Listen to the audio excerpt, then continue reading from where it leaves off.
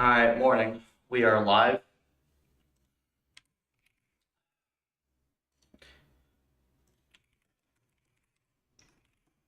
We got some stuff to start out with today.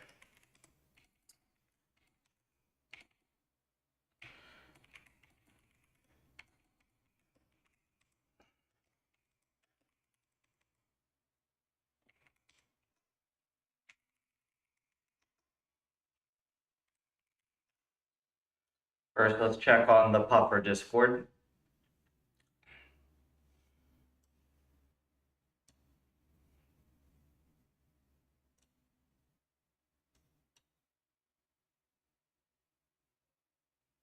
Good job on the environment, Spencer.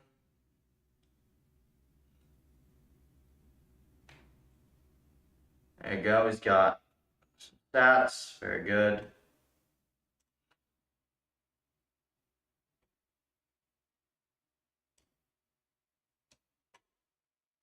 Okay, looks like we've got our community helping out on support requests.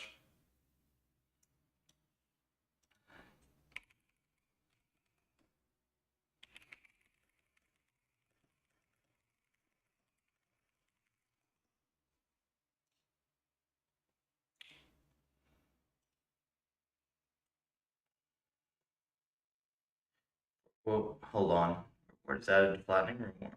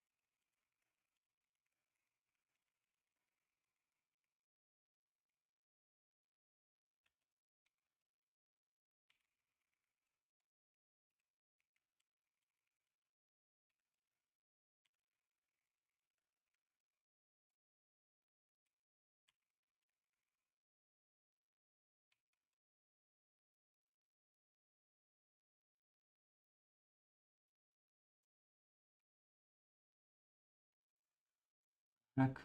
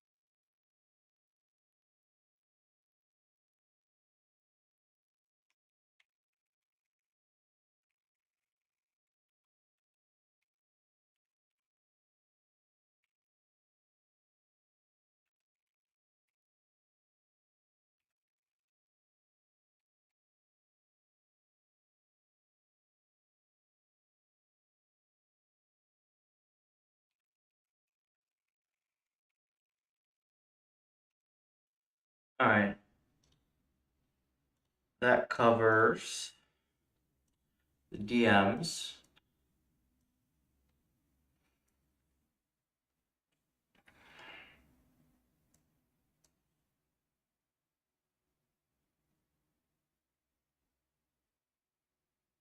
Oh, this is, well, this is different data, is the thing.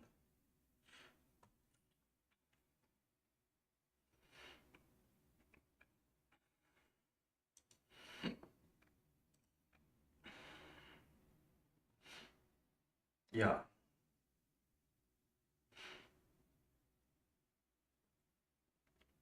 But this is not bad. This should be able to be learned. Okay. So I'm trying to think today what the plan's going to be. This is going to be done tomorrow.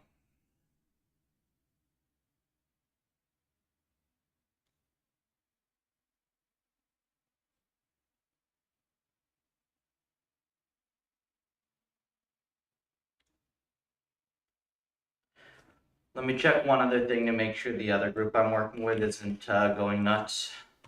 And if so, because I'd really like to get in a little bit of depth, at least like an hour, hour and a half on the hyperparam stuff.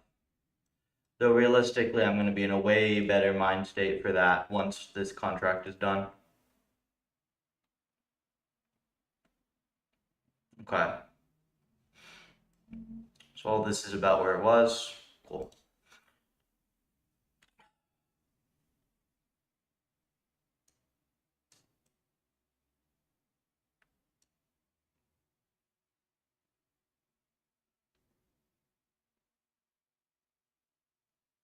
We will come back to this. We're going to do a little bit on our hyperparam stuff, just a little bit for the morning.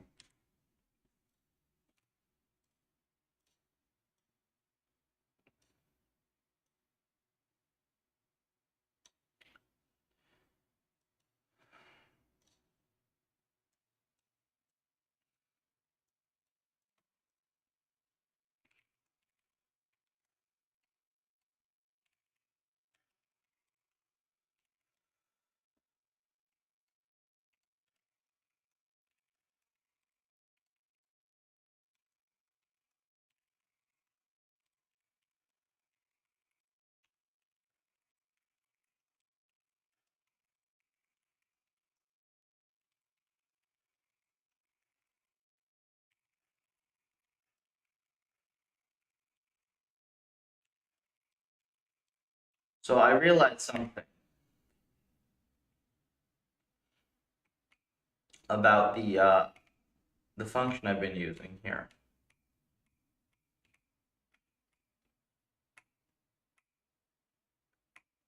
which is that the nearest Pareto distance here, if you improve over an existing point, you don't get anything.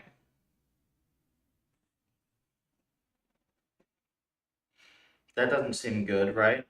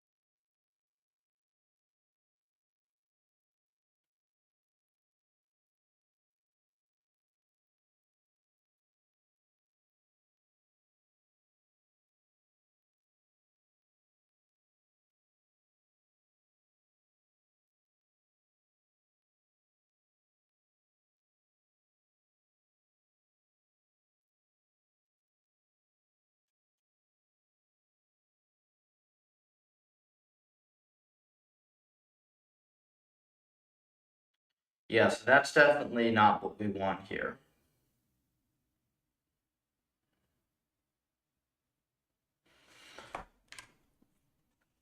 Let's make this a little more interactive.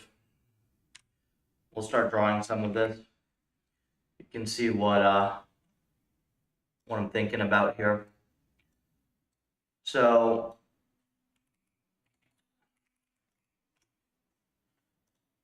all right.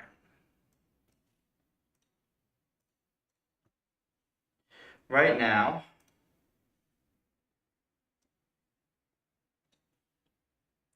you have a point here. Okay. This is, and you have a Pareto point here. Maybe you have some points down here somewhere. Who cares, right? This is your Pareto point. And then you decide that you're going to sample a point, and you end up sampling a point here. Then you get rewarded by this distance times, we'll put one over here, I guess. Okay, you get rewarded times this distance times this distance. And if the Pareto point were like, if the Pareto point were here, it would be this distance, all right? So you're getting rewarded for improving, and you're getting rewarded for putting Pareto points, or filling out the cost curve, rather. Hey, Linky.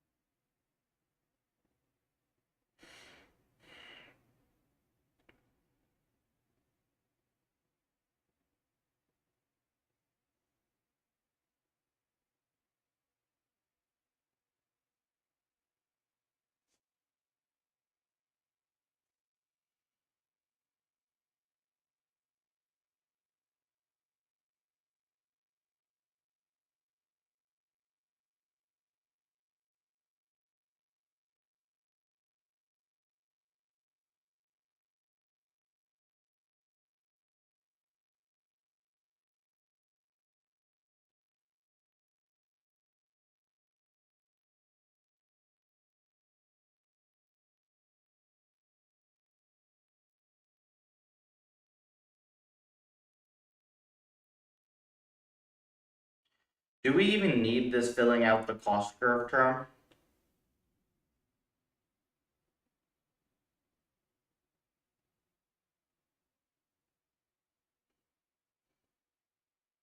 Like in practice, I could see why you might need it in practice.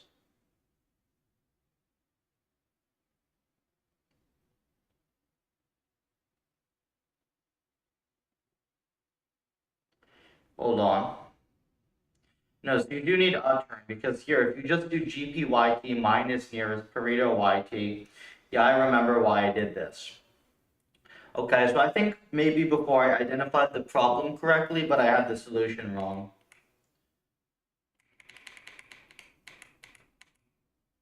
So let's say that you have another Pareto point up here, right? And this is going to be the point that you've sampled.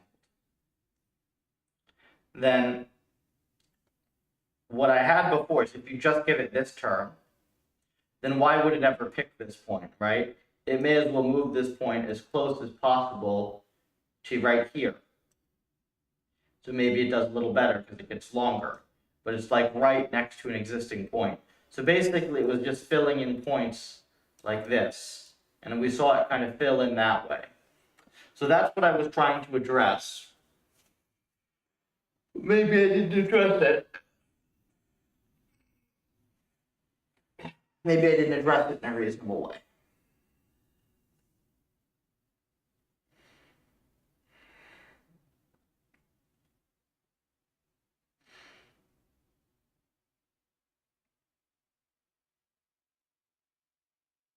Maybe it should be distance from next Pareto point.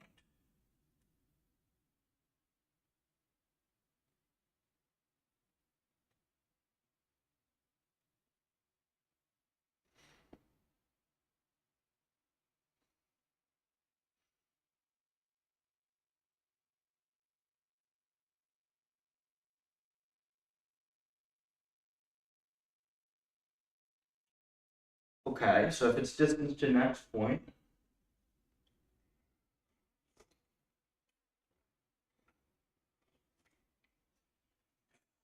let me think about that. So let's say that you have a log curve. You have a log curve like this. And then this is, it'll be log base 2 to make it easy. So this is 2, 4, 8. Oh no, other way around.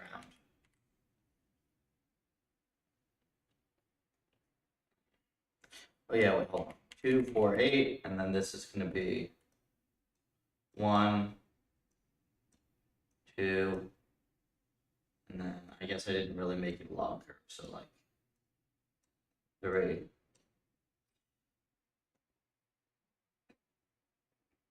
So then you have this Pareto point here is at 1. So GPYT minus nearest Pareto YT times nearest Pareto distance.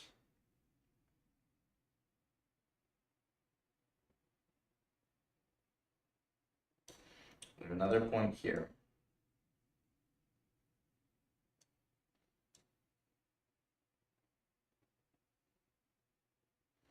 So if we linearize this, this is going to be roughly We can't linearize shit. Oh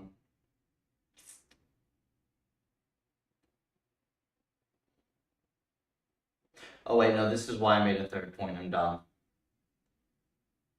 Okay.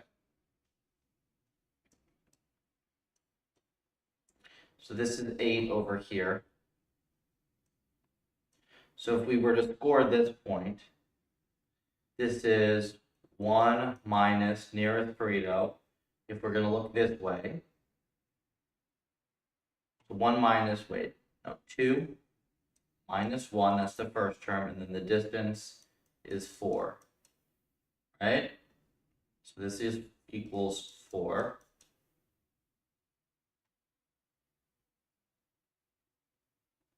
Is this the optimal?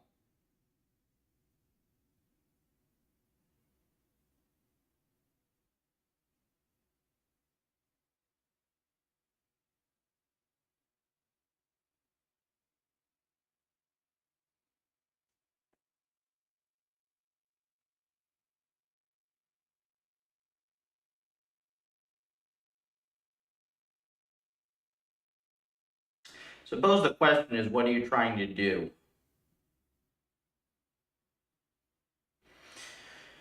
So this is not even, I'm asking the wrong question here. Let me give a little bit of background, because a few folks are on YouTube now. So this is a hyperparameter tuning algorithm. It's based on carbs, which is in VuAI's Pareto optimal Bayesian search method. I found a bunch of weird things with the math in that, so I'm trying to redesign some things. But the fundamental question is kind of always the same. It's how do you actually want to be exploring your Pareto frontier? Like, there are some things that you can say, like there's some properties that you might want your algorithm to have, but it's very difficult to characterize the overall behavior. So let me get a fresh one. If we have, first of all, your Pareto front can have lots of different shapes. You can't model it as one shape. It can look like this, right? It can look like more like a log. It can be, is it linear? This shouldn't intersect there. I think it's like this. Oops, close enough. It can be lots of different things. So you can't assume one shape. So that's part of the problem. Now the second problem, right, is kind of figuring out what behavior you want this thing to have. I would think that generally a good algorithm, if you know the Pareto front exactly. So let's say that you have a good model of the Pareto front and you have some points, then you probably want your algorithm to like fill in the Pareto front. This would look something like a binary search, right? Filling in the Pareto front. So I have something that kind of does that. But then the thing I neglected is if the actual Pareto front is like this, and you have some points over here, then what should it look like?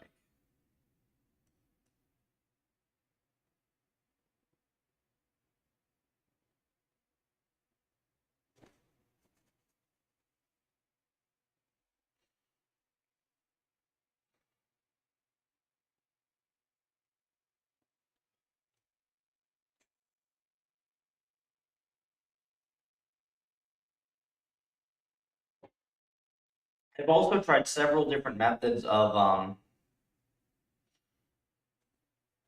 like trying to get you to pay for experiments with cost. So like you're trying to optimize the total runtime of the whole hyperparameter suite. That's been pretty tricky.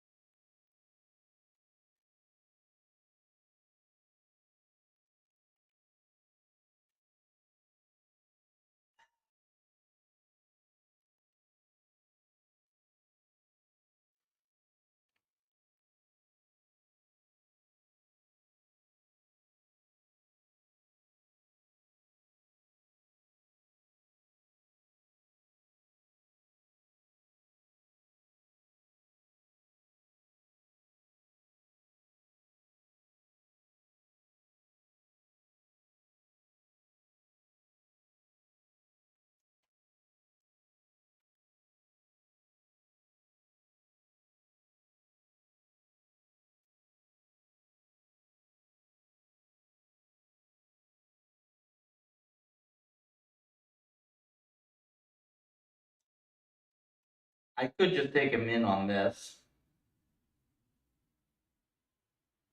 Or max. I could just do max of 1 in this.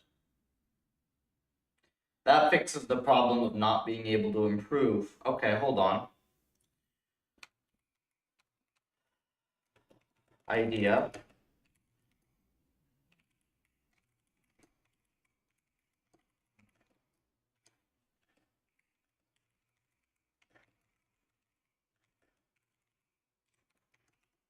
That's one idea. That should do it.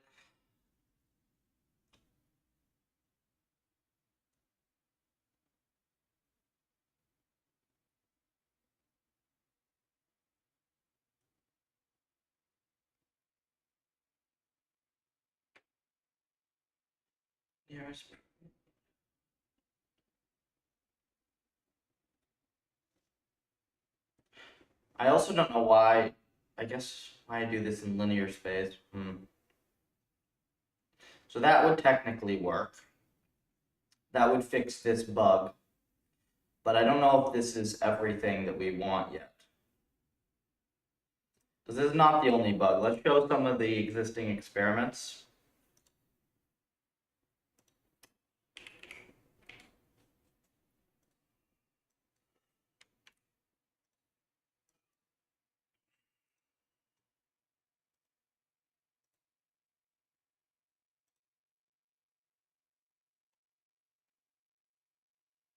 So I ran this.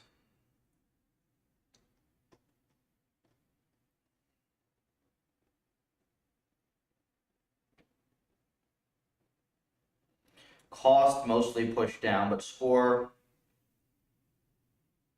really pushed up.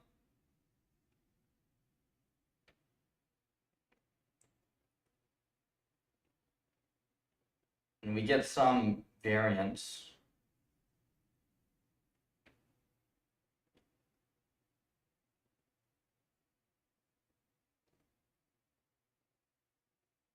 But this just really isn't a very good Pareto here. 6. Yeah, these just aren't very good. Now, I'm trying to think though why, before I go too crazy on this, the BPT horizon param here is suspicious to me. So let me start with that because I'm a little bit suspicious of that.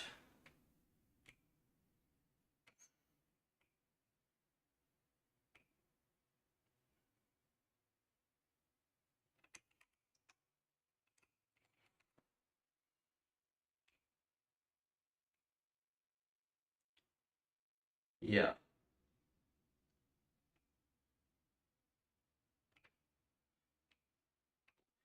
Even the random samples are off here, right? Let me just double check and make sure that's the case.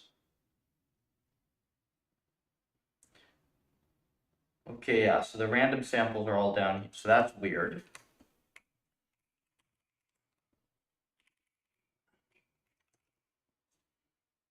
Okay.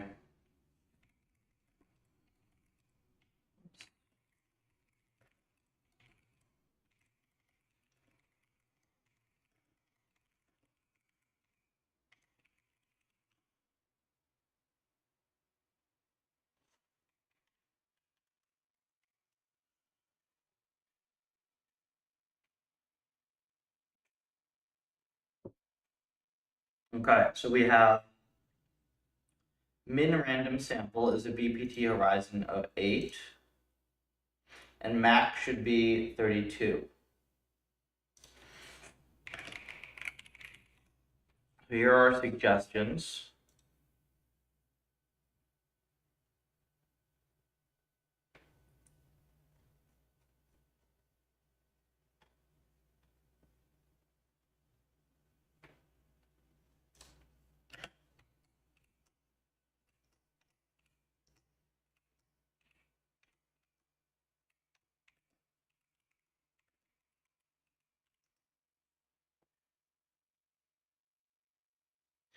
BPT horizon.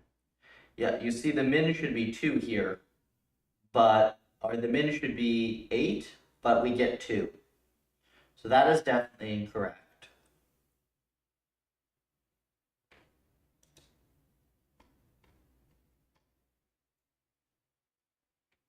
This is a uniform sample.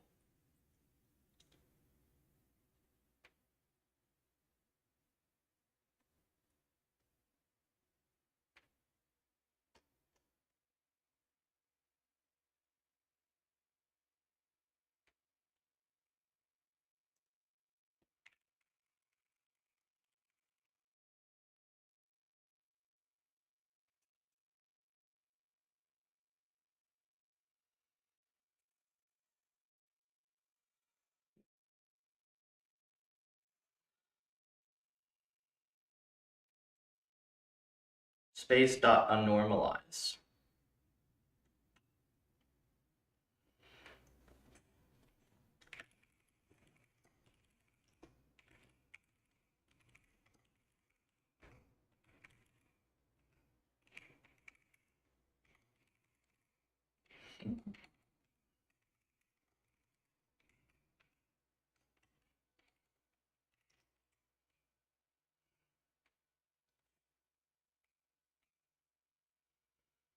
Get search center.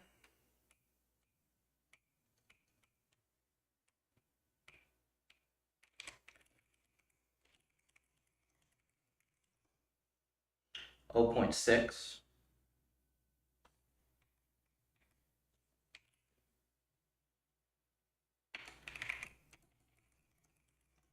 Get 0.6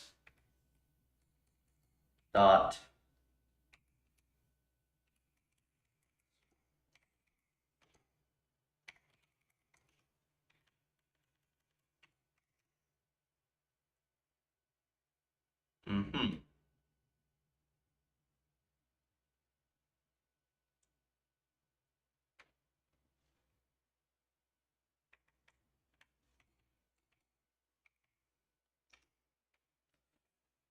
So this should be like 16 here.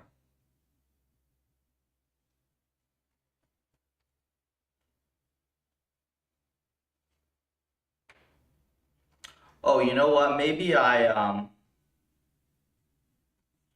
on, there was a fix that I didn't take, I think.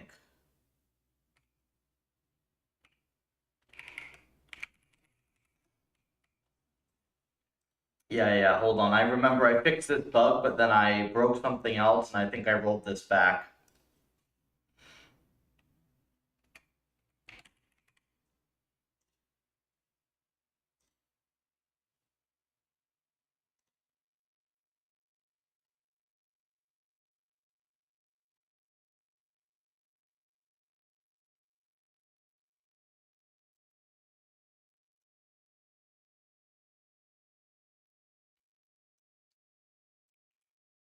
Right here, yeah, I didn't return the index. There we go.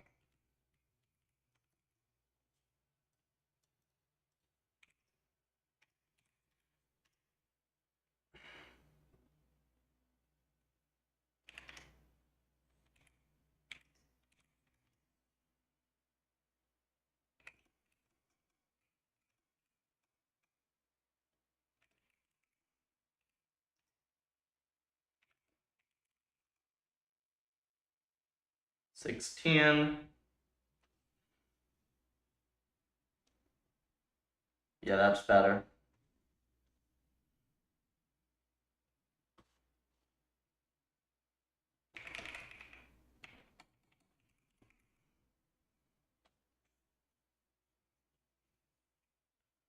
These are now what you would expect them to be. Okay.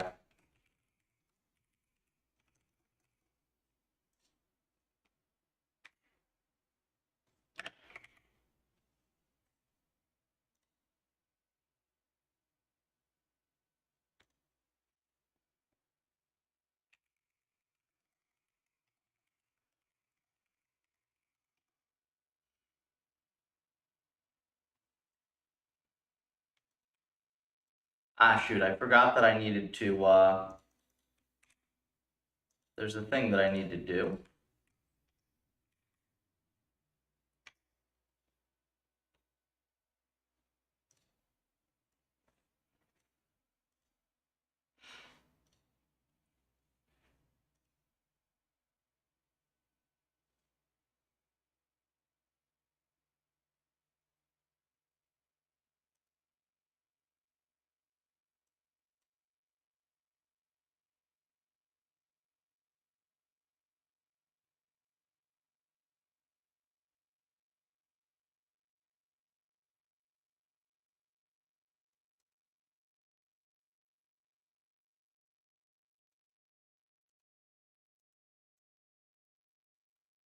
It's fine.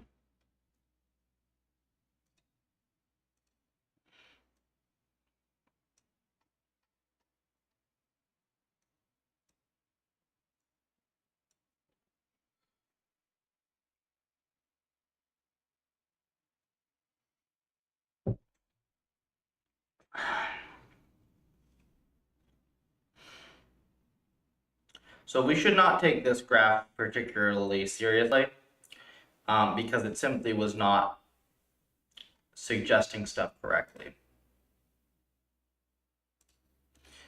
But that doesn't mean that everything is all fixed yet. We will see.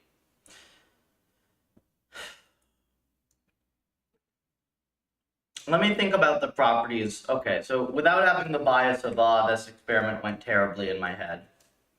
Let me think about this algorithm again from first principles.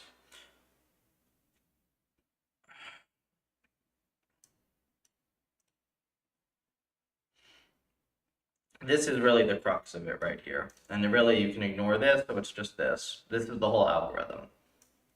Which is, this all breaks down to, can I do, maybe this is better. Yeah, it's better.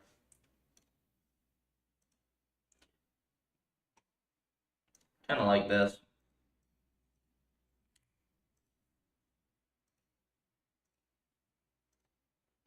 So GPYT minus nearest Pareto.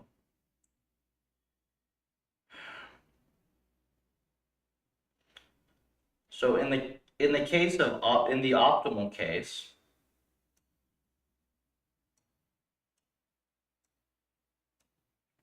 we have something like this.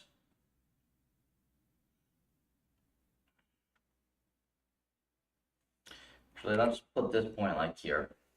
So in the optimal case, you are going to fill in here. This will push to maximum cost as well, because the nearest distance, right? This is like this distance. So it'll push to here. And on the low end, it'll push to min cost as well after it's filled in like these points. So that should be good. Now, it does rely on GPYT as the distance measure.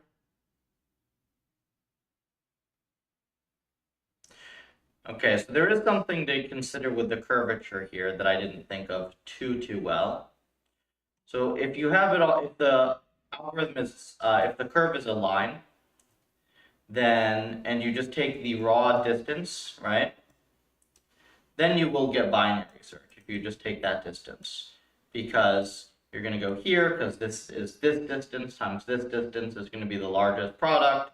And then you're going to go like here, here. The order will be randomized, but you will get, you know, binary search like that. Okay? And then the, what is it? The max or whatever that I put on it is fine as well. Now, we are doing this on YT, GPYT. What is the transform that I have applied? It is a log transform thing.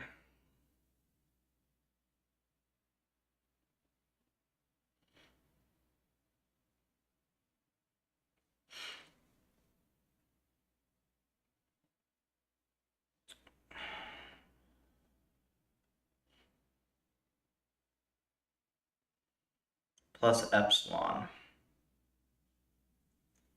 Okay.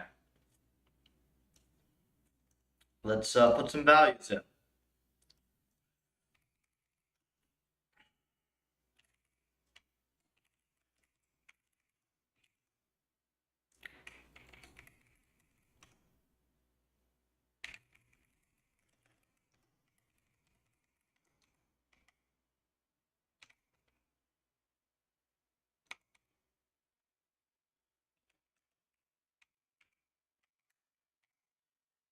So this is what you get for if you have palm.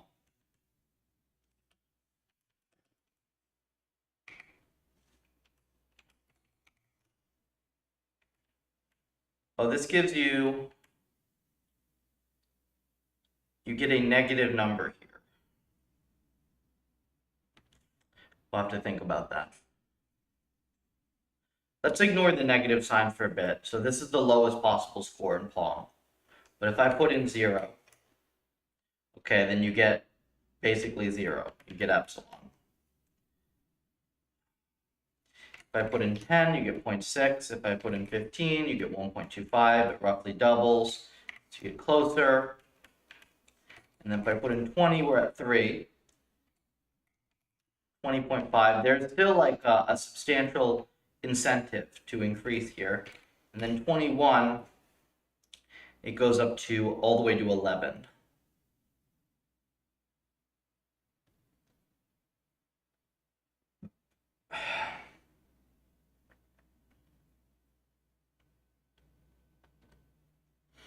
Be nice to have this better normalized.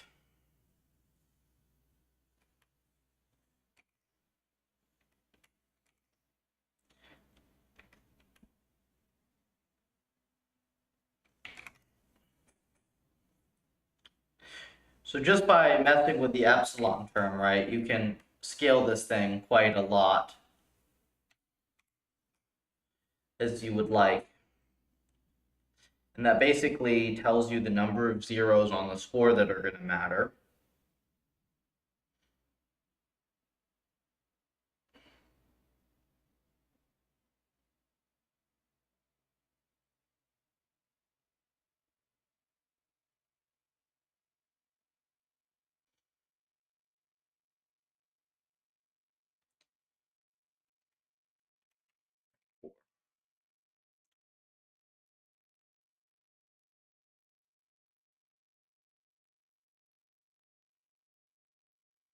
I'm going to think about this because there's an interaction here that needs to be accounted for. So I'm going to be back in a few. Let me make sure this sweep is going on. Okay, yeah, so the sweep is on for sure. I'll be back in a few.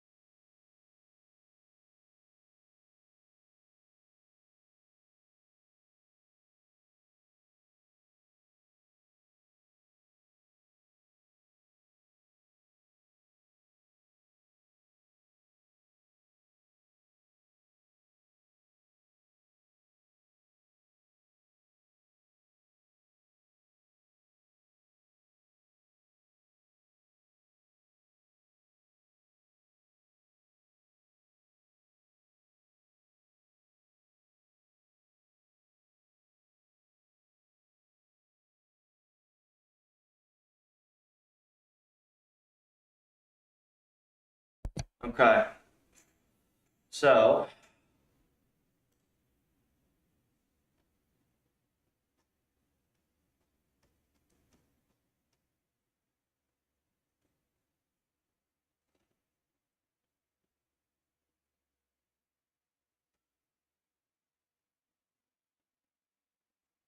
hmm, 3319A, okay. We'll let this one continue for a bit. But I'm kind of realizing I have an exponential here, right? It's a smoothed exponential, it's like clipped and stuff.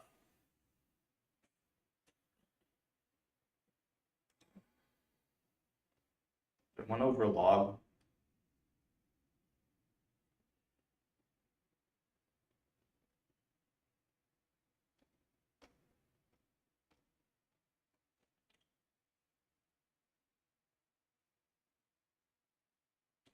Oh, no, it's one over log, it's what it is, right? Or hold on.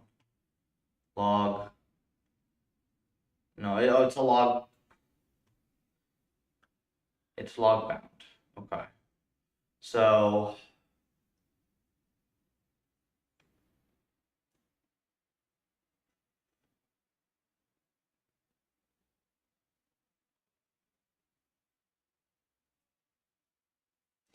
the scaling of these things is very awkward.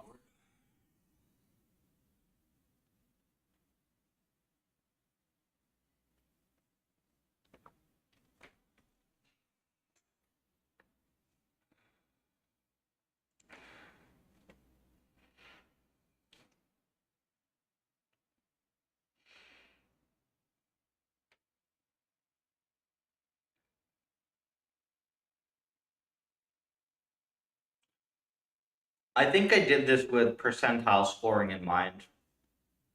So like if you have 90%, right, then you want 95% to be better and 97.5 to be much better. I mean, it works with a lot of things though, because like you still want to get the high, you want to fully solve a lot of environments. So I guess this does make sense.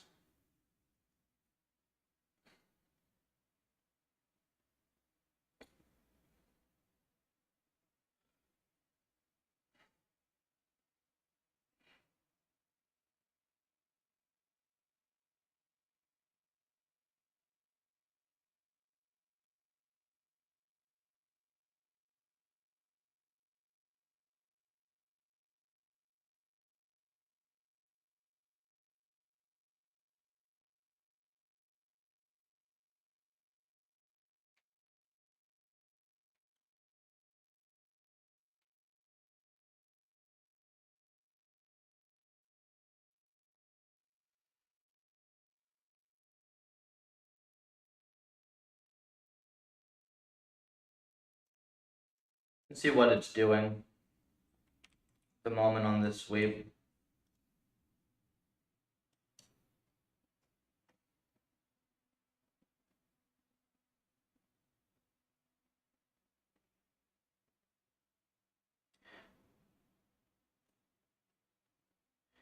Okay, so batch size is kind of stuck around here. Maybe this should be sampled a little more. We will consider increasing that. Learning rate's being pushed up very high. It's an odd one.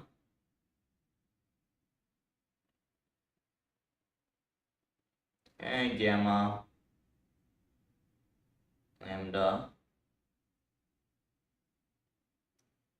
epochs. It's fine. It's kind of okay.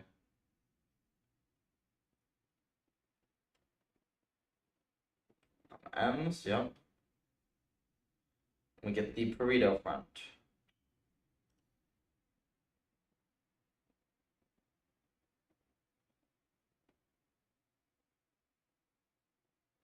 So they're all technically Pareto.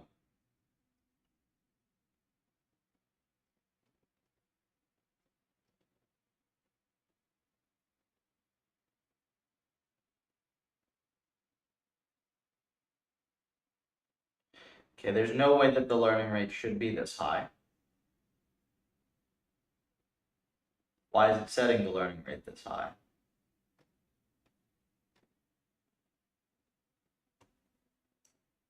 Oh, hang on, wait, did I?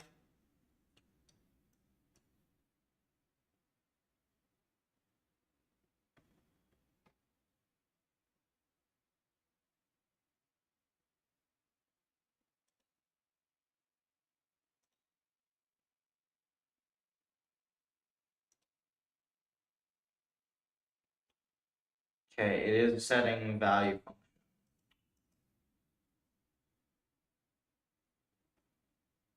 Let's make a couple quick tweaks and rerun this because it's setting coefficients that are going to cause it to do weird things that I'm not going to be able to tell what's going on. I mean, it should be able to tune this though, to be fair.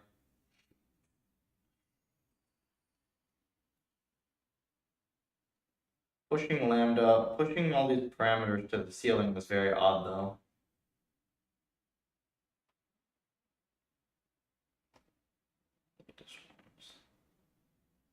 It's going for very short runs.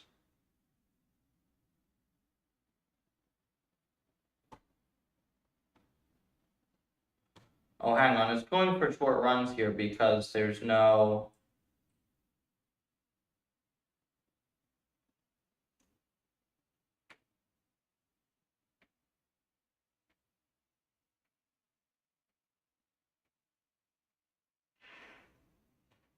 I don't know.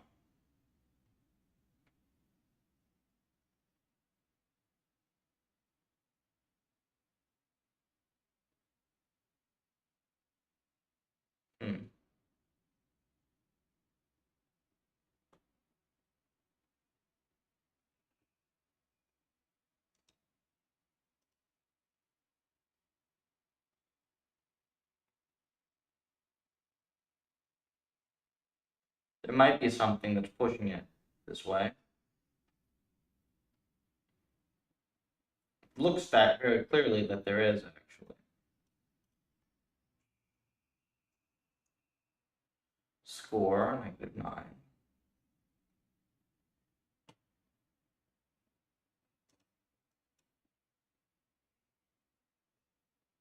Save. Cost is 14.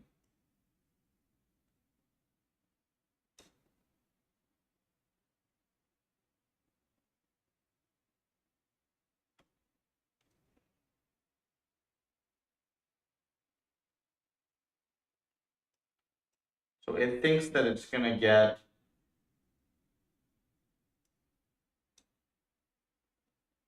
point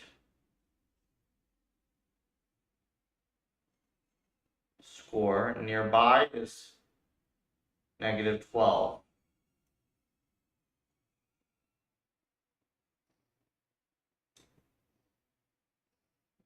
-12 was, it's also just not going to get -9. Model's off, right?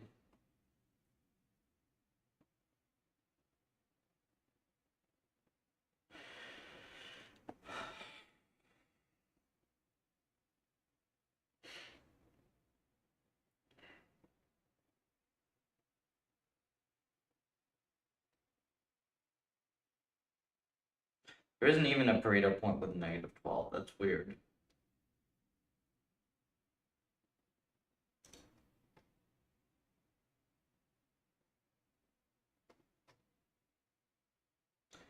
Oh, it's doing this repeatedly? Hang on.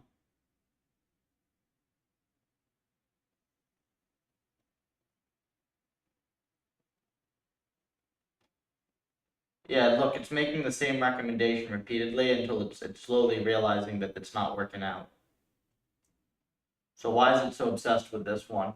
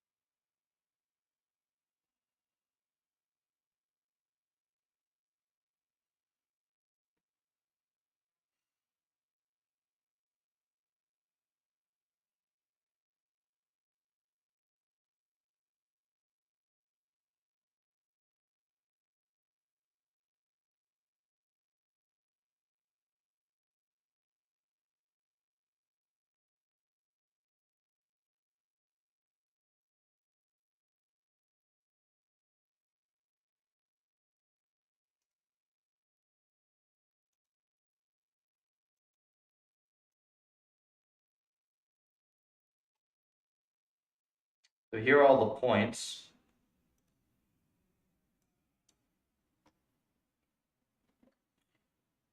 Still trying to do it.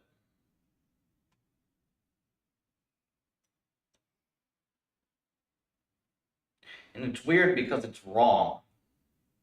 Like, the model is just wrong.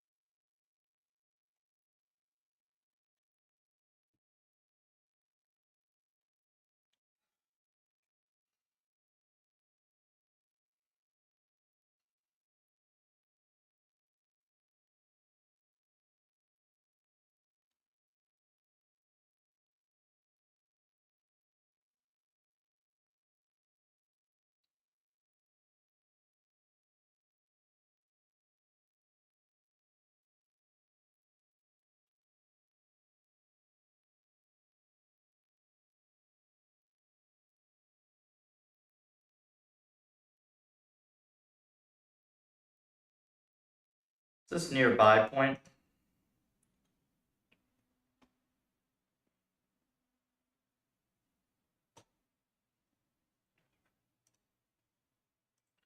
It still hold.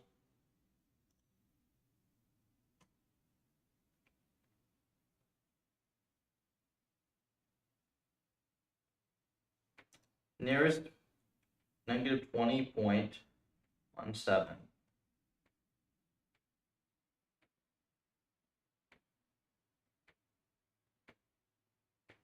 There isn't a Pareto point that is like this, as far as I can see, so there's an issue here somehow.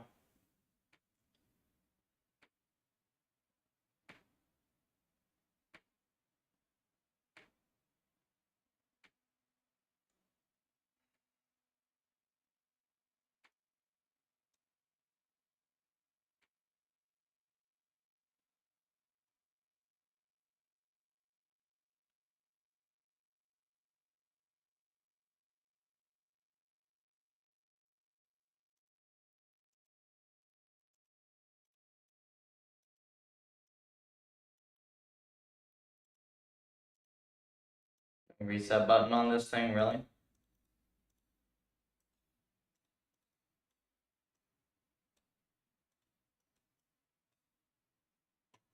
That's silly.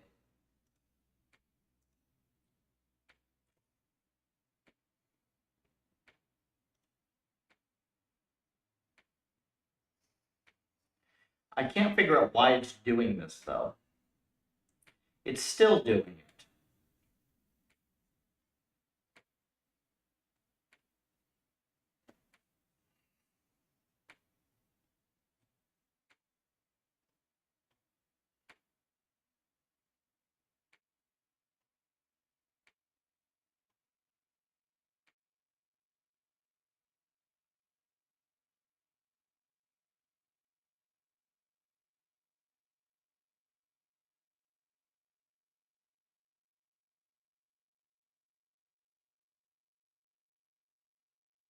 For some stupid reason, the score model is wrong, right?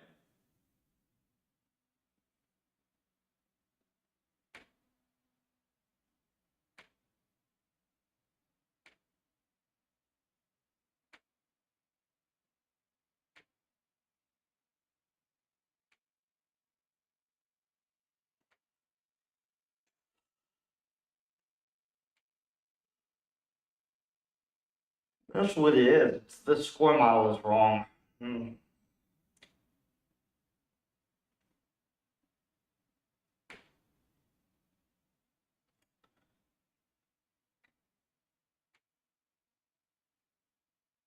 what's the score get dragged down to?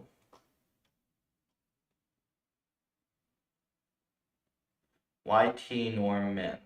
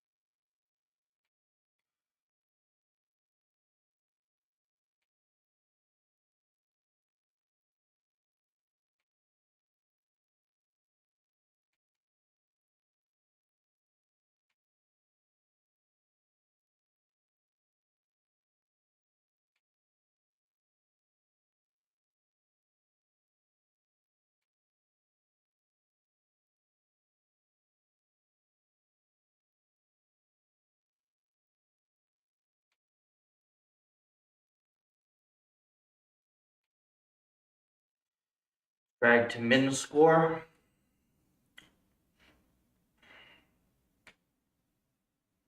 It's not happening though. There are all these points and still predicting completely freaking wrong.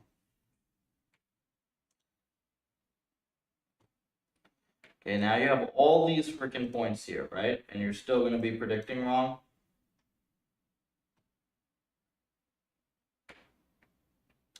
Yeah, look, it thinks it's getting 12 cost, which is over here.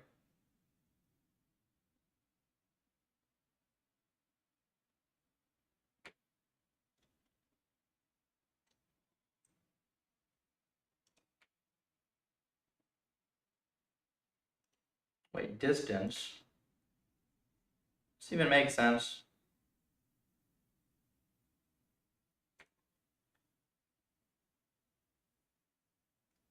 No, this doesn't even make sense. Oh wait, maybe the Pareto front, hold on.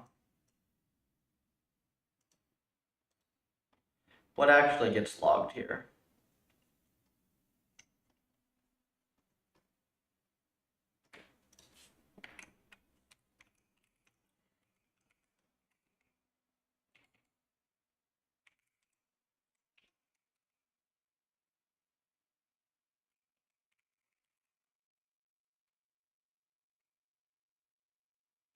Score and cost.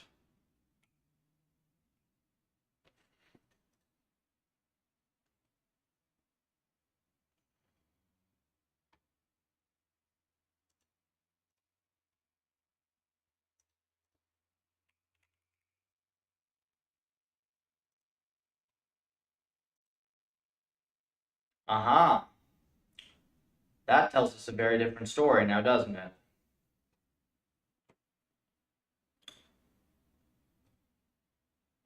So we just have the graph wrong. Okay.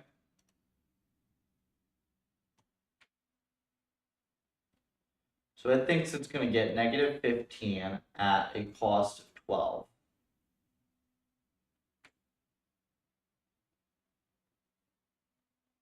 Which is very reasonable.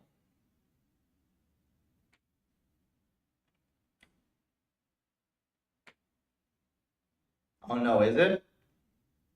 It's still pretty optimistic.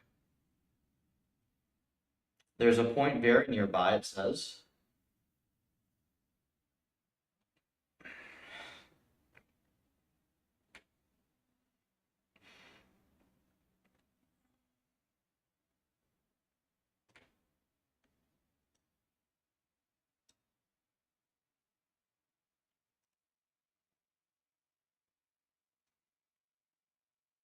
Okay, so it's still a bit unrealistic.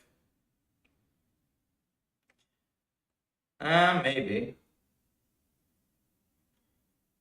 But it thinks it's going to get a score of negative 15, which is here.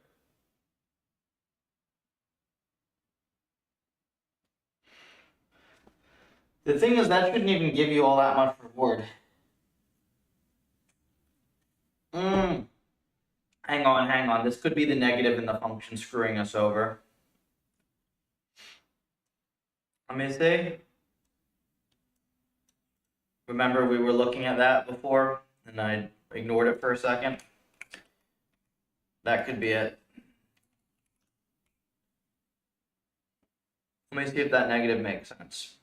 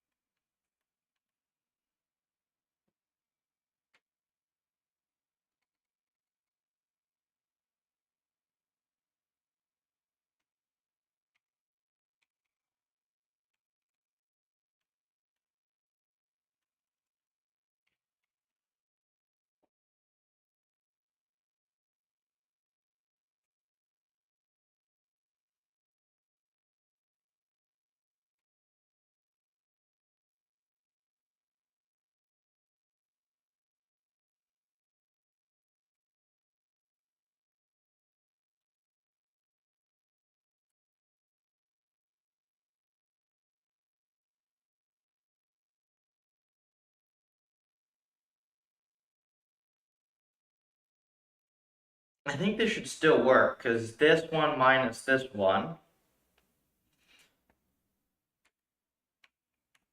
But like, is this better than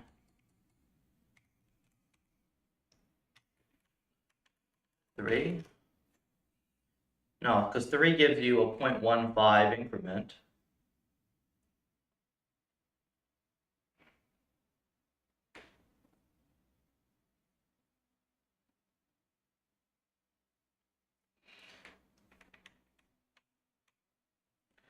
That's 18. Let's do negative 5. Gives you a 0.1. What's that? 0.12 or 1.1? Yeah, no, this is fine.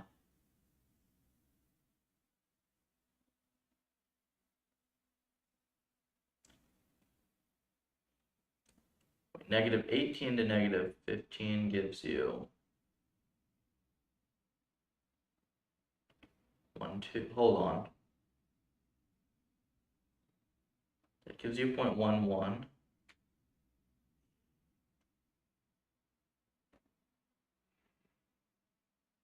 No, I think it's fine. It's very linear towards the bottom. I think so.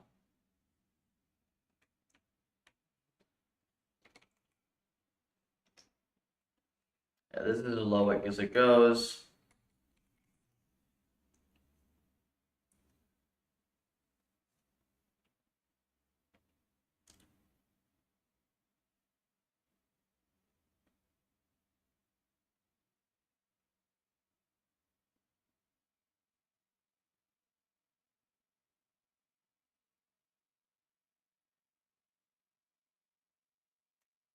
Okay, so it does give this a positive rating, but why? Why is this the highest positive rating?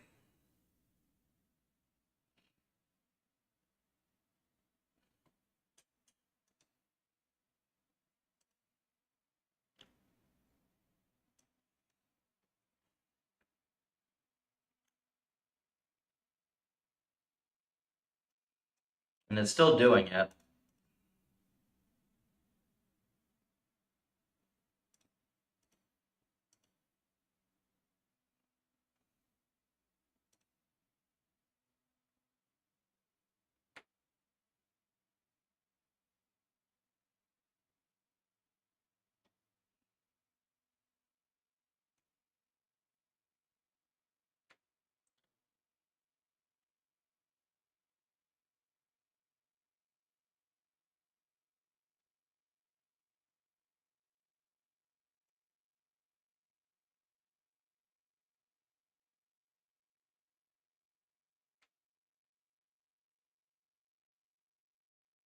Very screwy.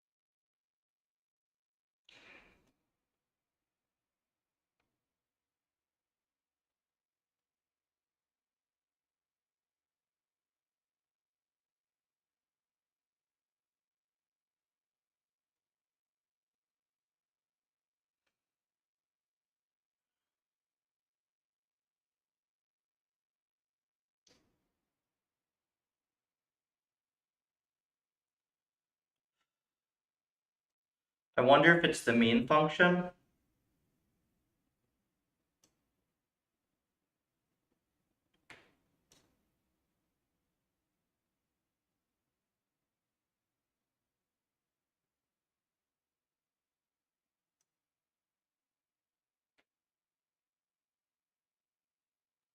Maybe that would do it.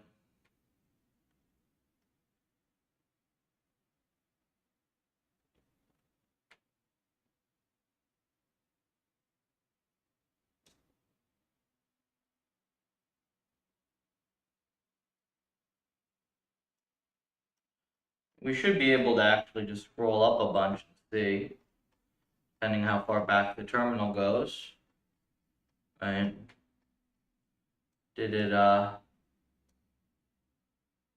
oops. Yeah, we have all our runs, right?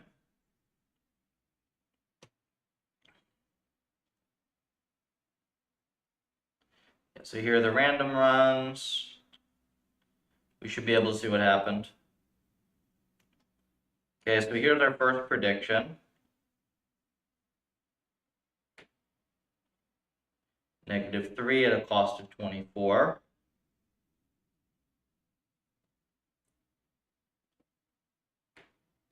-9 at a cost of 31.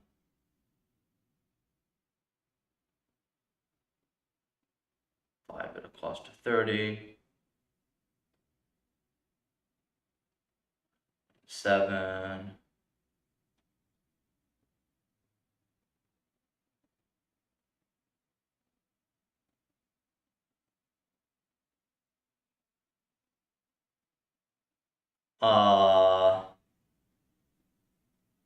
Yeah, so it looks like the score function just straight up never predicts anything good. Oh, here's one. 13 at a cost of 22. It looks like it nails this one. But it seems very difficult for it to actually make those predictions.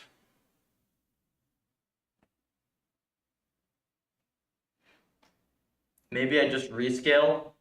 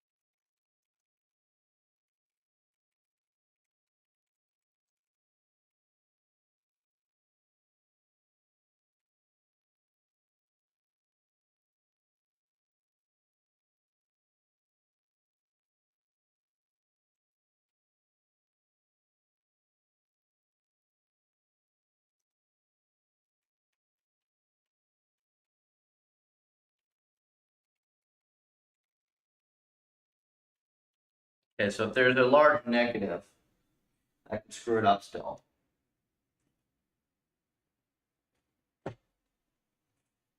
Ideally, we have min score and max score.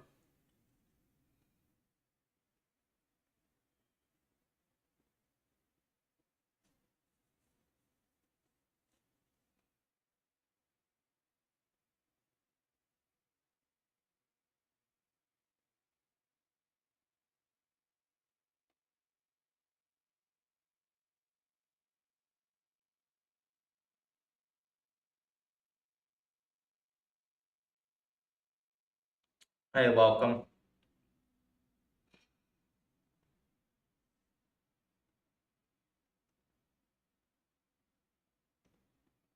We'll start with this one.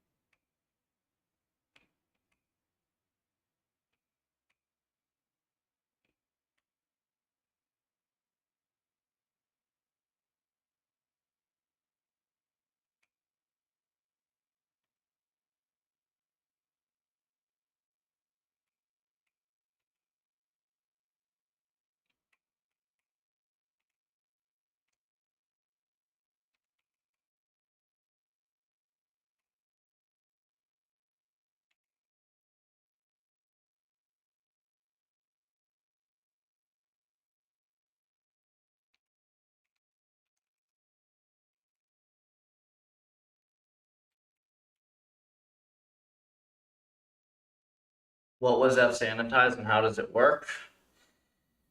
It's a compile flag.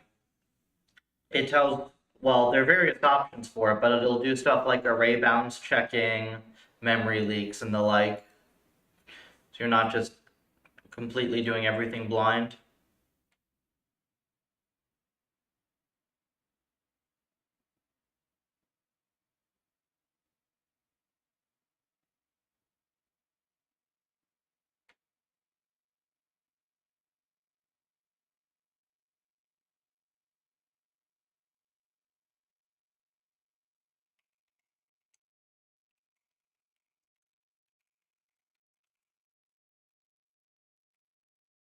Yeah, that's probably fine.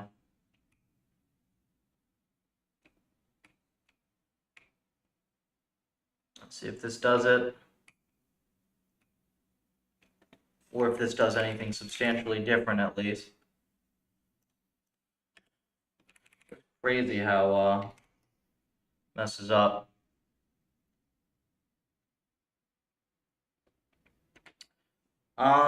Wall extra and like you can end up getting too much pedantic stuff if you're not careful.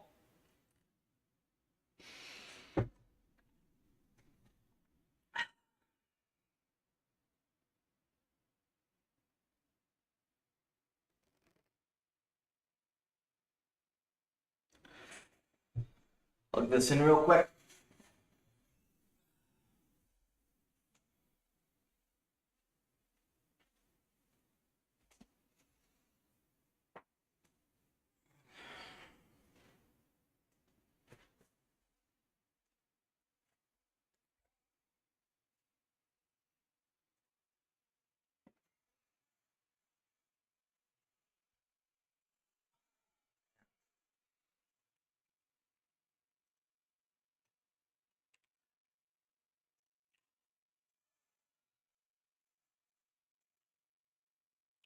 This is definitely starting to annoy me though, because I'm starting to get problems that seem like problems of Gaussian processes. So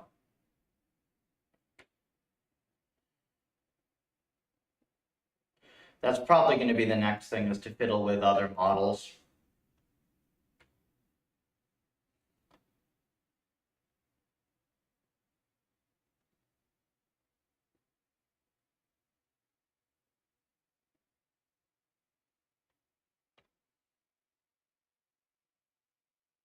Yeah, this thing here, kind of other models, I don't know, I wonder if SVM would be the same. SVM would probably be the same. I could just throw linear regression at it with a reasonable kernel. Just give it like, I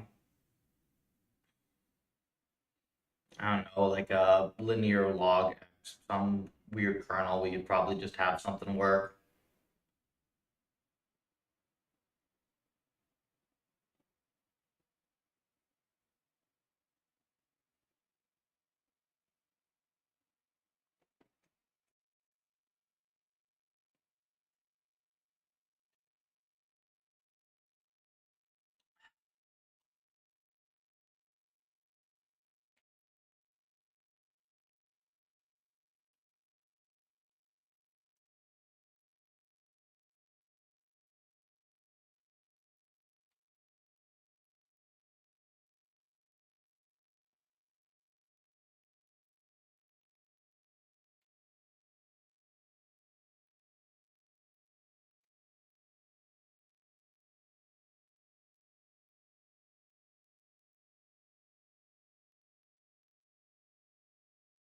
Technically, I guess the linear kernel should be able to do that, huh?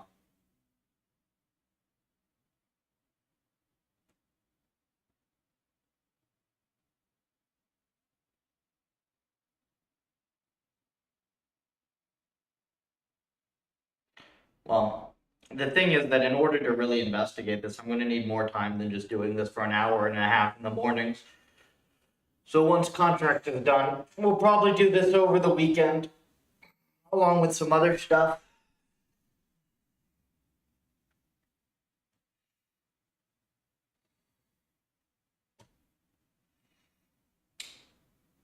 Because I'm not entirely sure why this is happening, that it's like, it's so obsessed with this terrible region.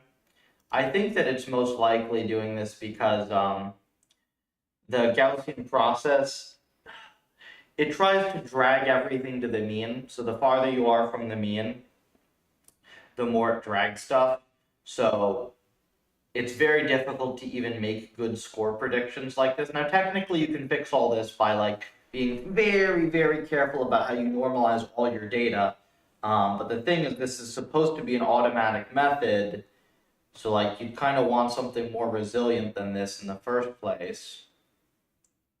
Yeah, it's pretty obnoxious. So here we have this.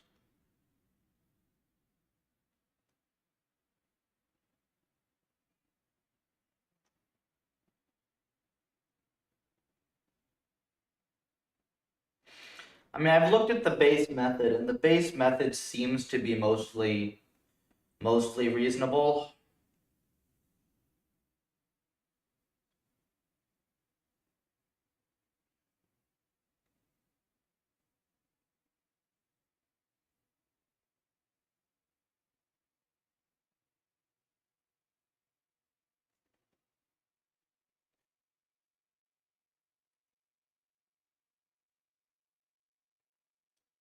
There are a few tweaks I could potentially still make, but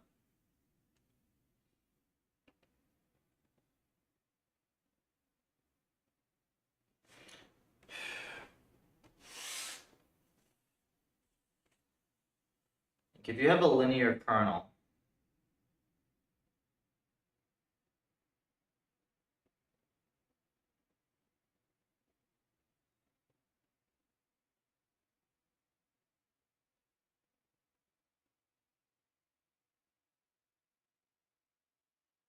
I don't even know if there is any locality. No, there is.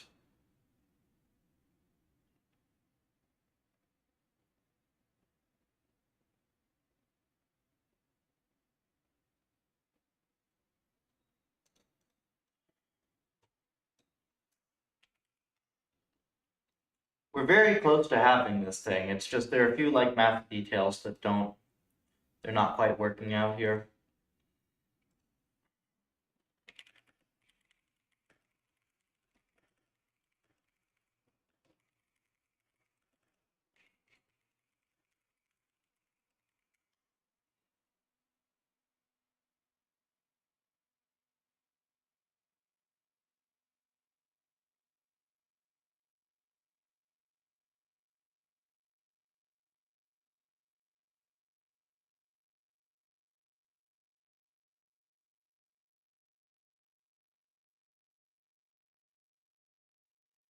So it's kind of the same thing.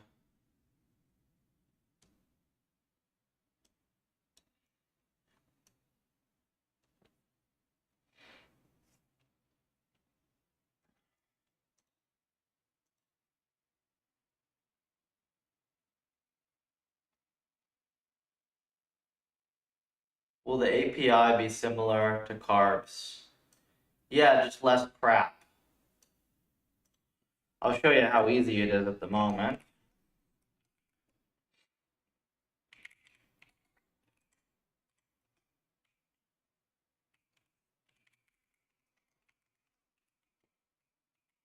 Alright, this is it. This is how you use neocarbs.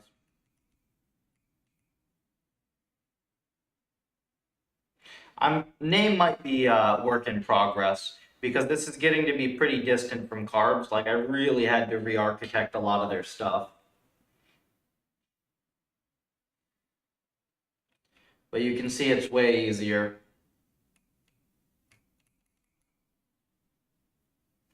And the thing is that the code is going to be...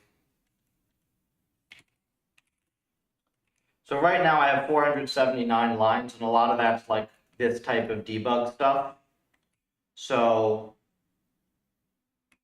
let me see. Yeah, and I don't even need a half of the stuff that's in here. So let's say it's going to be about 400 lines for the whole thing versus I think the original repo is like 2,000 lines.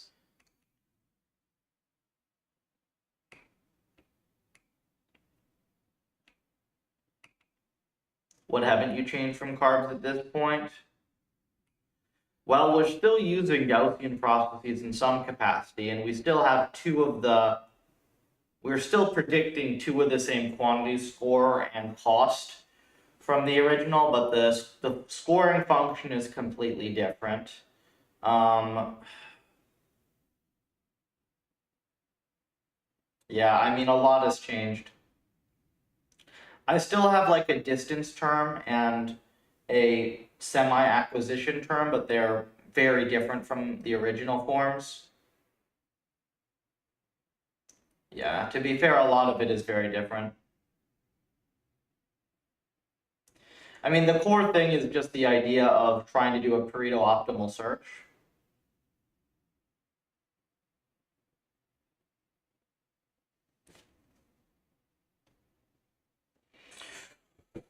Oops. I forgot one other thing.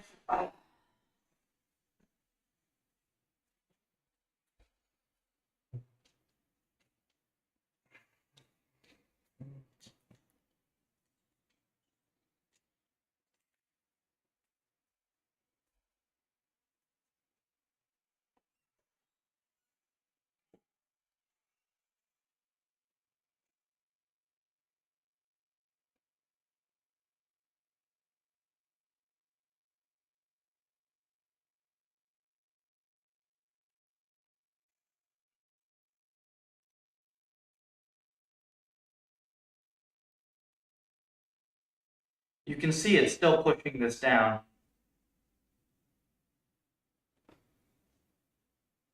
I do not know why it's doing this.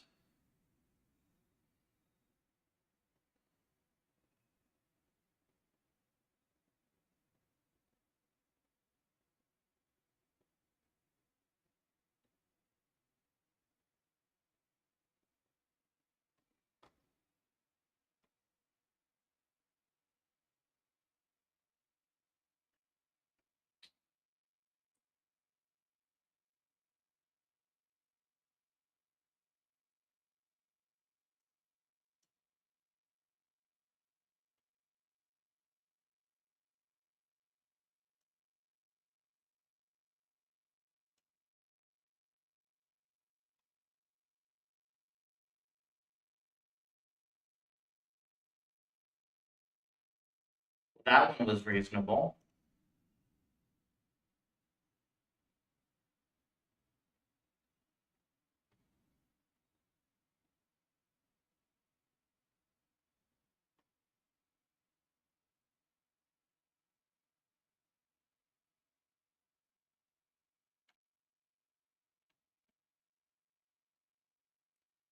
Found some unstable parameters.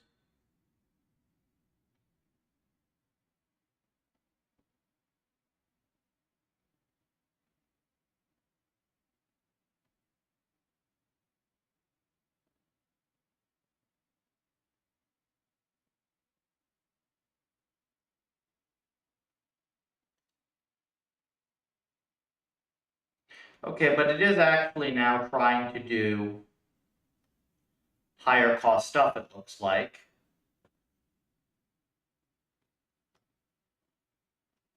You see? Yeah. Okay, so I was right. I was at least partially right in that what was happening is, and this is why these things are so obnoxious. It assumes everything's normally distributed. So I specified the mean function as the minimum score in like some transform space. And it was a pretty nicely scaled transform space, but it was like, I think the maximum would have been like 5. And no, that's too much for a Gaussian process. Got to drag everything aggressively down to the mean. So, or to, yeah.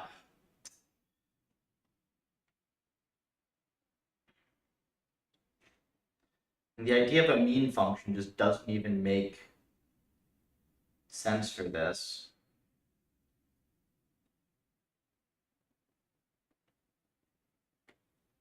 I mean, it's kind of a way of trying to make stuff conservative, but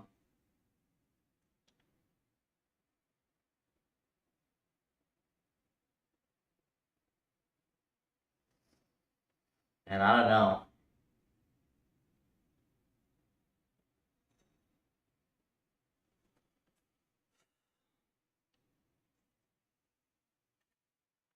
I guess it could work.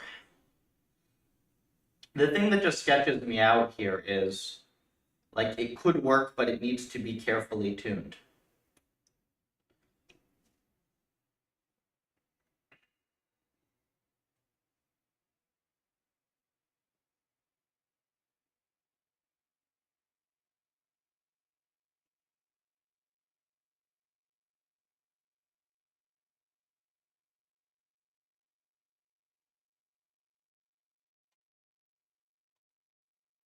So it is actually trying to go for higher cost points here.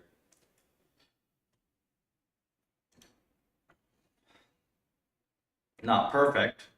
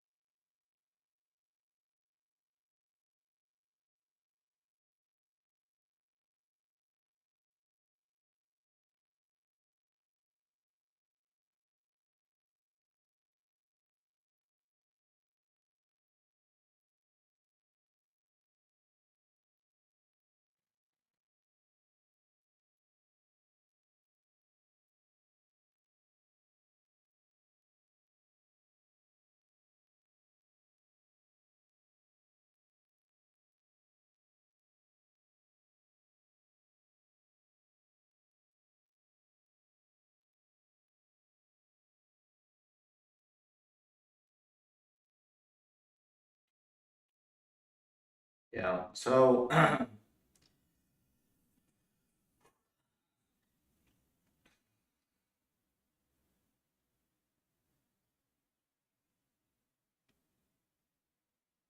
this is like just such a tricky thing to reason about. Because like a Gaussian process gives you something that's sort of like an approximate nearest neighbor,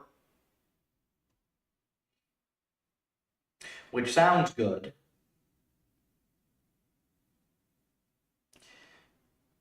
But the way in which it does it is kind of unintuitive and difficult to reason about.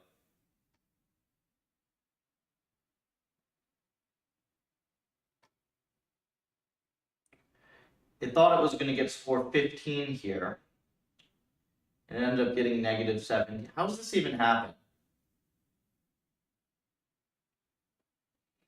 The cost was about right here.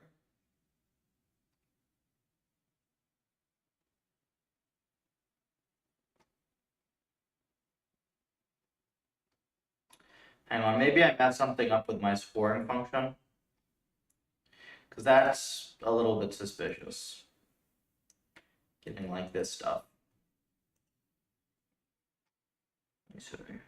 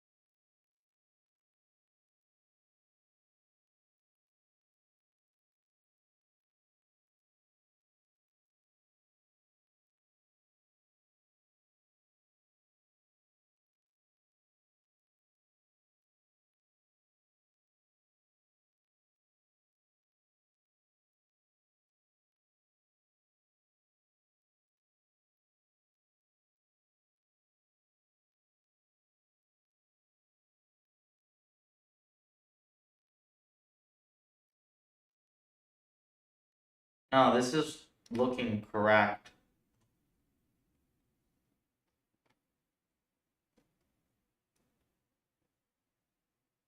$12.37. Let's make it 14. It's -20.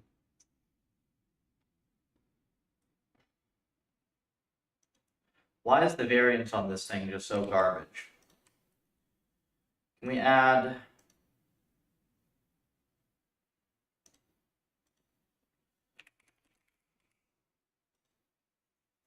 Do we have this plot already? No, we don't.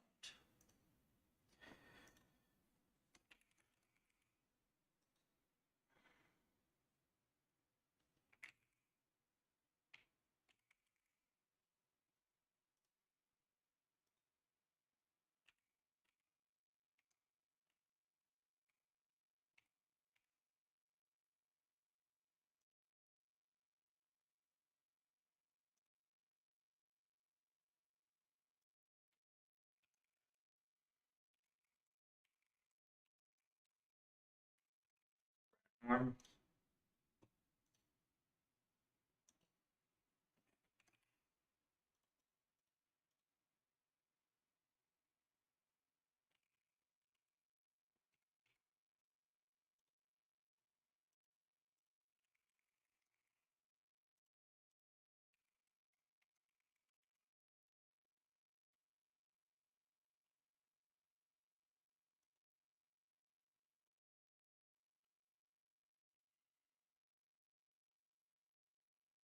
Zero.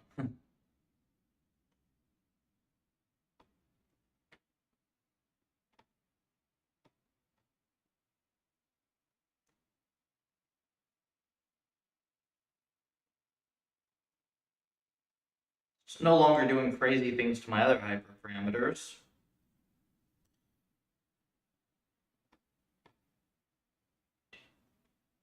Yeah, but the model's just completely freaking wrong on these costs.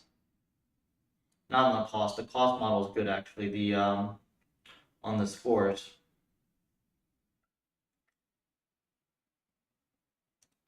What do these curves look like?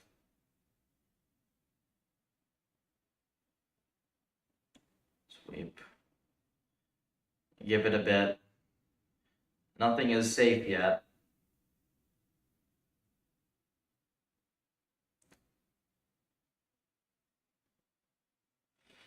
Okay, so we don't have like crazy crashing completely. Often.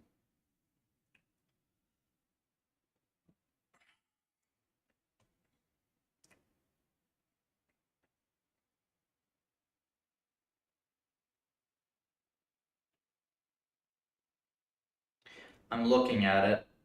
Nothing is reasonable yet, alright? Nothing actually, like, fully works yet.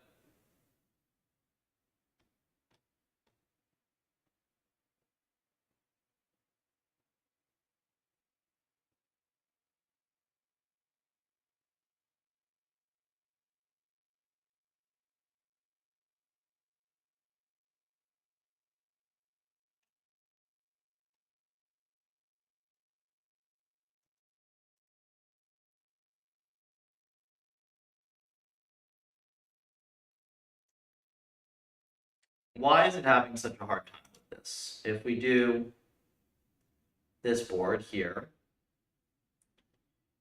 we can see the learning rate, entropy coefficient, lambda, like we can see where all these parameters need to be.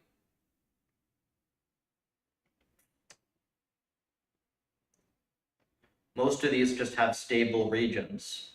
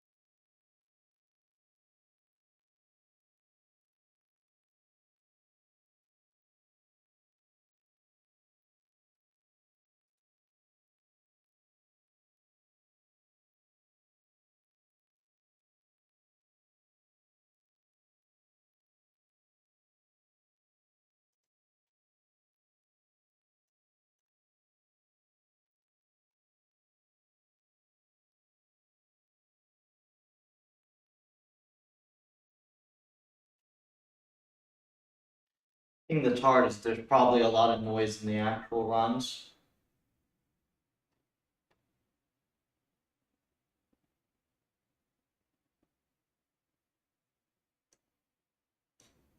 And now it can't find any improvements. So at the moment, it thinks it can't improve the Pareto front. Morning, can you briefly describe? Yeah, so, I mean, this is my attempt at making a very good hyperparameter sweep algorithm for reinforcement learning. It's based off of the ideas, the Pareto optimality ideas in the Imbue AI carbs paper. And this does very well on a number of synthetic tasks, this algorithm that I have here. But on the real task, it seems that it is less than ideal. I'm trying to characterize currently exactly what's happening and why. It seems like it might just be taking more samples to build up a good model because there's a lot of noise in many of the real RL tasks. You can run the same hyperparameters multiple times with different seeds, and some of the runs will be stable and some will not be. That is a separate challenge. But also there are just some algorithmic quirks. These things rely on Gaussian processes, which are not entirely ideal all the time. Yeah, there's some quirks of Gaussian processes that I'm currently annoyed by.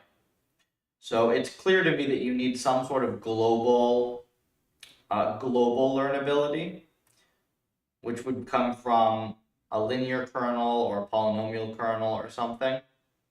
But that doesn't play nicely with the other kernels, which require a mean function that's going to basically tell you what the minimum score is and then the maximum cost.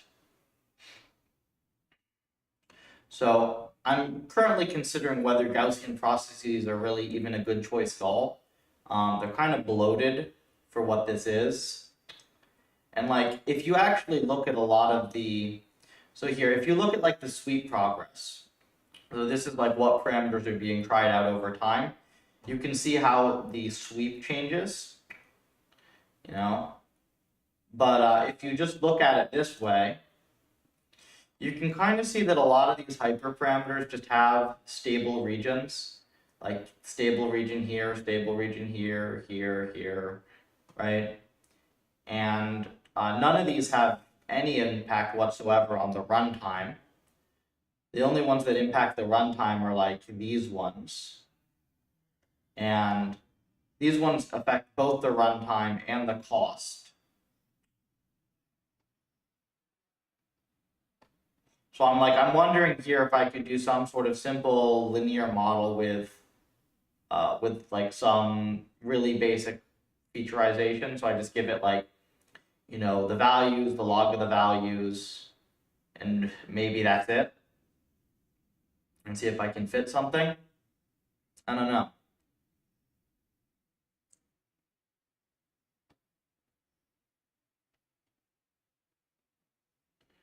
I mean, there's stuff like this as well, where you have these like very discrete values.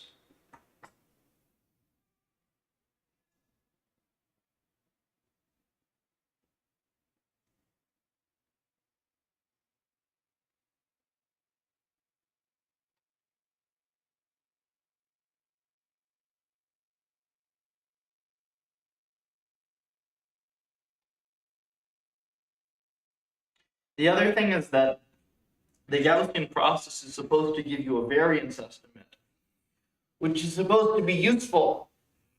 But the thing is, I've observed that the variance estimate is just complete bullets.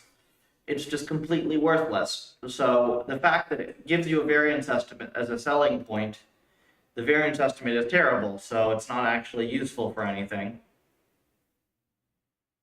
Like it should not still, after running 50 experiments, be dropping points down here.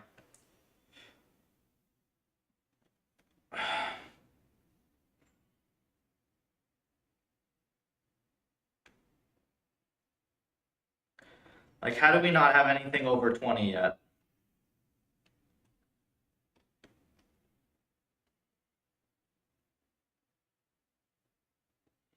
21 should be the max, not 20.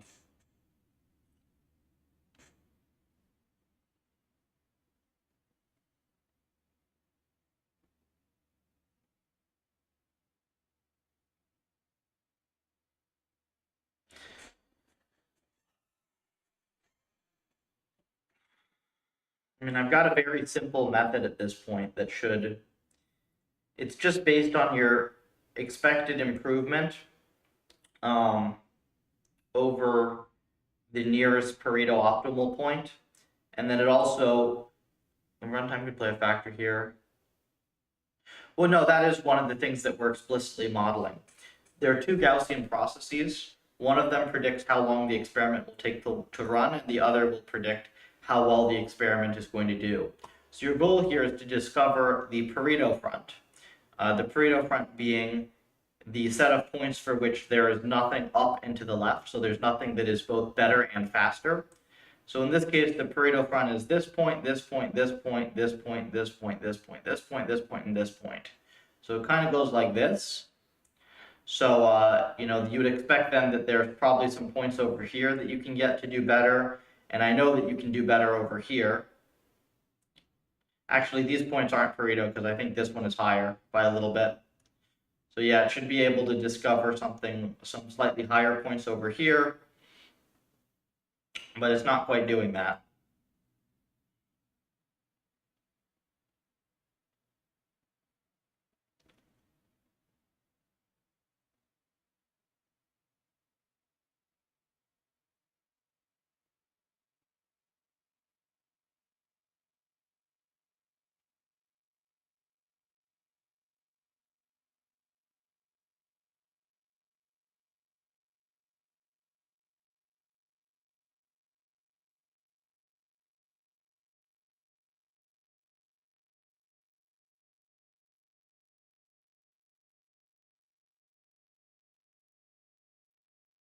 Yeah, so here's this one that gets no score because for some reason, algorithm has decided to make the maximum gradient norm 0. That's bizarre.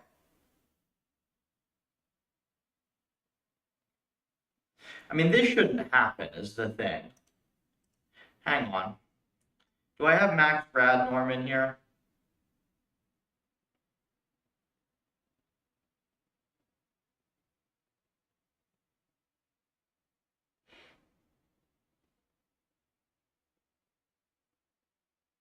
Okay, I guess that's kind of funny. There happened to be one decent point over here, so it probably caused some of these samples. But still, it should have very quickly figured out from these adjacent points to stop doing this.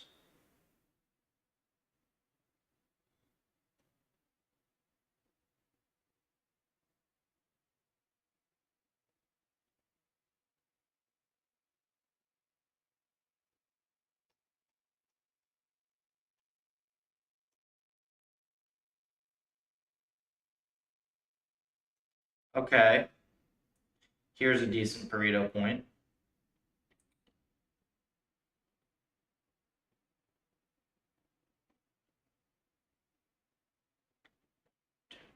There are only 4 Pareto points, actually, I think, on this whole curve.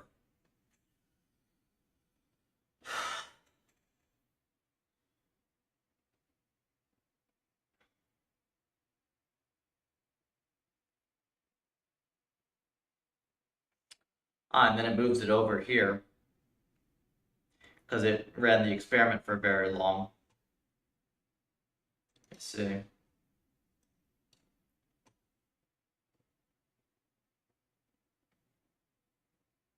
Wait, what? And then is it going to move it? This one. What happened here?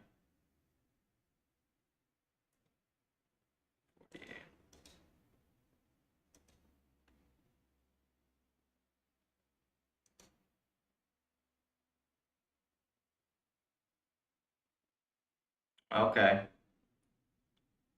Now this is fine.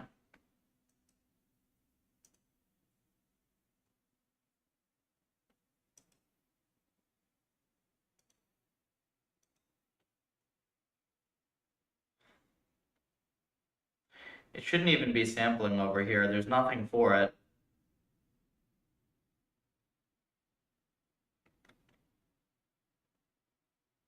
I guess it thinks if it fills in here, there's a pretty decent. Not very familiar with multi-objective optimization. There's nothing particularly fancy about it. Pareto optimality is a useful concept if you're not familiar with it already. But it just says that you want the set of points for which you cannot run the experiment both faster and get a better result. That's all it says for this case.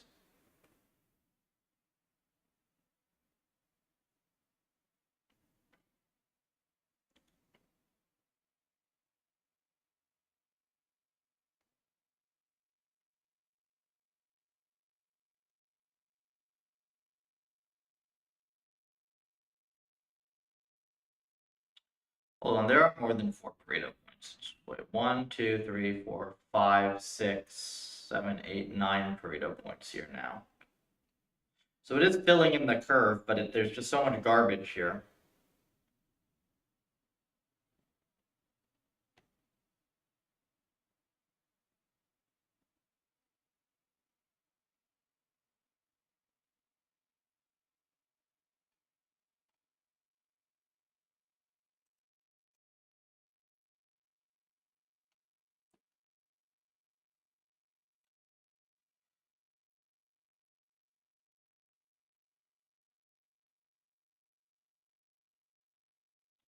If this was thinned out a little, this is fine. I don't know how it randomly gets a sample here. Unless this is a Pareto point. Yeah, this has to be a Pareto point, otherwise it wouldn't be able to sample that. I don't know what this is. 16044. Turquoise point, 16044.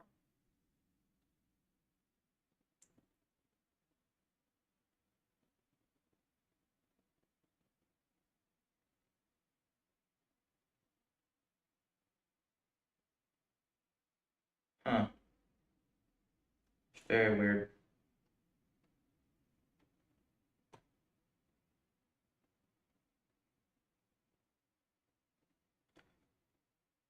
Okay, ignoring these, because weird stuff.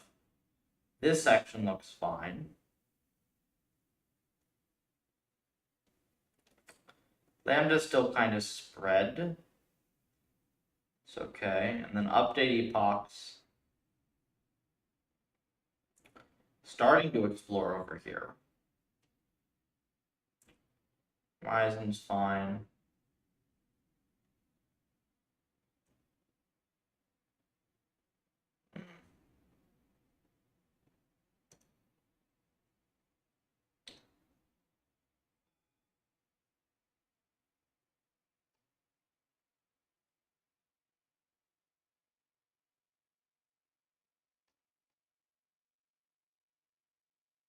Yeah, it's just not predicting at all.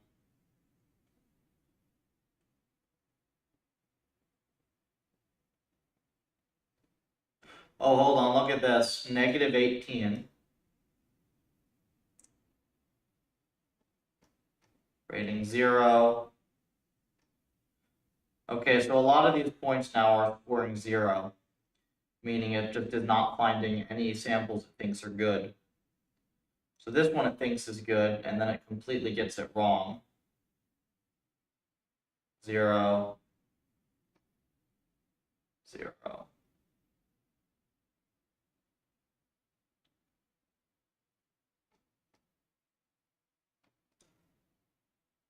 Negative. Okay.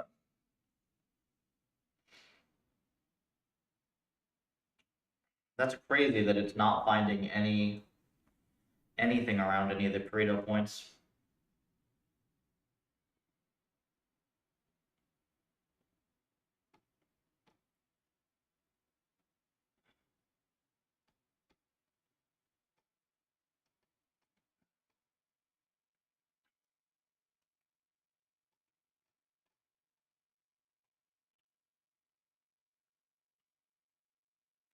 think we either definitely have to swap the Gaussian process or figure out how to use the linear kernel correctly.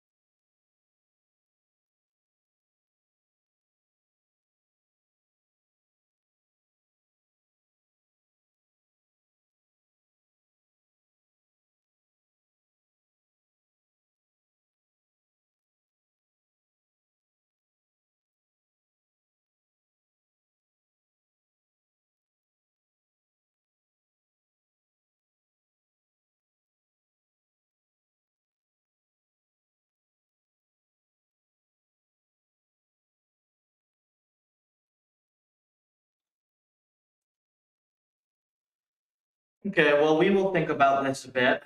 I'm gonna go get some breakfast, go get some exercise, and then we have to finish all the robotic stuff today. So I'll be doing that live on stream in the, I don't know, couple hours once I get some food and stuff. So we'll finish all that today, and then I will have a lot more mental bandwidth to really focus on this, which will be good.